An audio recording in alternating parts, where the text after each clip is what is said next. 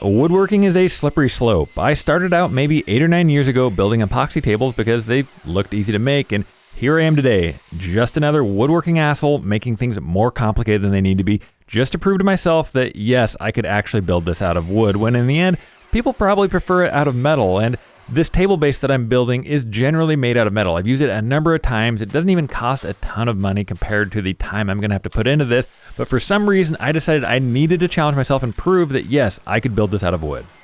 Unlike those lazy metal workers, they can just go buy tubing that's the exact size they need. Us woodworkers have to spend a day and a half machining down this raw wood to get to the point where we can then start the woodworking process. And I was pleasantly surprised that this wasn't the most complicated project I'd ever done. I thought it was going to be before I started, but in the end, it was just a matter of getting the angles right and kind of mocking everything into place and figuring out how to tie everything together. And at this point, I had it just mocked up and knew that it would work, but now I had to kind of permanently tie it in there. And to do that, I used kind of a thick epoxy mixture with these deck screws, and then I covered those deck screws with these wood plugs.